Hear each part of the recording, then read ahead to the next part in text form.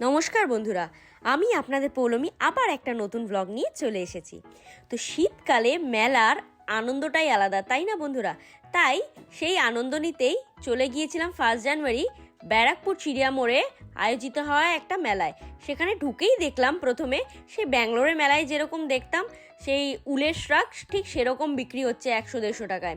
তো সেদিকে আর না দেখে এইখানে দেখো বন্ধুরা, ইনি এই হ্যান্ডমেড চকলেট, হ্যান্ডমেড পেস্ট্রি আর হ্যান্ডমেড পারফিউম বেচছিলেন।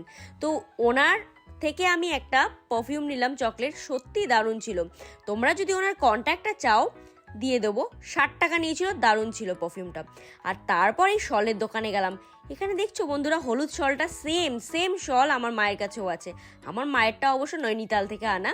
তো যাই হোক, এইসব দেখার পর আমরা এই ঝুমকার দোকানটায় চলে গেলাম। তো আমার একটা না খুব সুন্দর ছোট্ট কানের ছিল, সেটা আমি কোনো রকমভাবে হারিয়ে ফেলেছি। তো আমি যা ধৈর্য ধরে, মানে একটা শান্তশিষ্ট মেয়ে, তো তাই আমি এসব হারিয়ে ফেলি, কিন্তু খুঁজে আর আমার সেই রকম কানের আর পেলাম না। তাই না পেয়ে যেতে যেতে দেখি হঠাৎ এই শাড়িটা আমার নজর কেড়ে নিল। তা ভাবলাম কিনবো। তারপর দেখলাম দাম জিজ্ঞেস করে কত শুনবে, 2600 টাকা। তো আমি ঠিক বুঝতে পারলাম না যে এই দামটাই শাড়িটাকে কতটা জাস্টিফাই করলো। তাই মেলা থেকে 2600 টাকার একটা শাড়ি কেনাটা ট্রাস্টওয়ার্দি লাগলো না। তো আমি ঠিক করলাম কিনা তোমরা জানিও তো বন্ধুরা। যাই হোক, তারপর দেখলাম এই বাম্বু চিকেন, এটা বেশ অনোখা লাগলো। তো 80 টাকার একটা বাম্বু চিকেন খেয়ে তারপর আমরা গেলাম নেক্সট ডেস্টিনেশনে, যেখানে আমরা খুঁজে পেলাম তন্দুরি চায়। তো সেই তন্দুরি চায় 1 কাপ নিল, মানে 1 ভাঁড় আর কি, 1 ভাঁড় নিল হচ্ছে 30 টাকা। সেটা বেশ ভালোই লাগলো, মানে আলাদা সেরকম কিছু না পেলেও ঠিকঠাক সো। তারপর ভাবলাম ভাপা পিঠে খাই। তো এনার দোকানে ভাপা পিঠেতে তো ওরে বাবা, গোটা মেলার অর্ধেক ভিড় লেগে গেছে। তাই ওখানে আর না সময় নষ্ট করে একটু এখানে চলে এলাম আমরা ড্রাই ফ্রুটসের দোকানে। তো ভাবলাম ড্রাই ফ্রুটস কিনি। উড়ে বাবা, এখানে তো হাতই দেওয়া গেল না, মনে হলো সেনকো গোল্ডে গেছি আমরা ডায়মন্ড জুয়েলারি কিনতে। তো যাই হোক, এখানে ওই আশা ত্যাগ করে আমরা একটু এই কাশ্মীরিদের দেখে আর এই ফ্রুটসের একটুখানি ভিডিও ক্যাপচার করে আমরা এগিয়ে গেলাম আমাদের নেক্সট ডেস্টিনেশনে। সেটা ছিল লোকনাথ আচার। তো এই আচার আমি দেখলাম একটুখানি খেয়ে যে বেশ ভালোই তো লাগছে।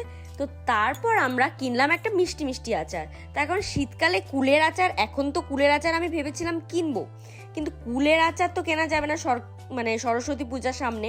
তাই আমরা কিনলাম একটা আম গাজর দিয়ে বানানো একটা মিষ্টি আচার। তো সেই মিষ্টি আচার কিনে তারপর আমরা গেলাম নেক্সট ডেস্টিনেশনে, যেখানে বন্ধুরা তোমরা দেখতে পাবে আমি খেলাম হচ্ছে পাপড়ি চাট। আর সেই পাপড়ি চাট যে কাকু ছিল, তার কথা শুনে তো আমি একেবারে অজ্ঞান হওয়ার জোগাড়। তার কারণ আমাকে বলছে যে তুমি যদি ভিডিও করো তাহলে আমার এক্সট্রা টাকা লাগবে। তোমরা বলো, এটা কোনো কথা হলো? আমি তো নিজের জন্য মানে করে রাখতে পারি ভিডিওটা। তো যাই হোক, পরে আর অবশ্য নেয়নি, এটা আমি তোমাদের সাথে এমনি শেয়ার করলাম। তো তারপর আমরা গেলাম এই হাওয়াই মিঠাইয়ের দোকানে। সেই ছোটোবেলায় ছোটো হাওয়াই মিঠাইগুলো খেতে কি দারুণ লাগতো না? আমার বর এটাকে বলে বুড়ির চুল। যাই হোক, এইসব দেখার পর আরেকটু খিদে পেয়ে গেছিলো, তাই চায়ে স্ন্যাক্সে গিয়ে আমি খেলাম 30 টাকা দিয়ে ক্রাঞ্চি চিকেন, মানে চিকেন ক্রাঞ্চি। ওটা খাওয়ার পর এবার ভাপা পিঠেটা তো তখন খাওয়া হয়নি, এবার তো খেতেই হবে। তাই অপেক্ষাকৃত একটা হালকা মানে ফাঁকা টাইপের দোকানে গিয়ে এই ভাপা পিঠে খেলাম। 20 টাকার একটা ভাপা পিঠে আমার প্রথমবার খেয়ে দারুণ লাগলো। গুড়, মিষ্টি, নারকেল আর চাল, এগুলোর মিশ্রণটা একদম পারফেক্ট ছিল। তোমরা কখনো খেয়েছি কিনা জানিও। আর আমি পান দিয়ে এই ব্লগটা শেষ করলাম। দেখা হচ্ছে নেক্সট ব্লগে। Till then, tata, take care of yourself and your mom dad. Bye by.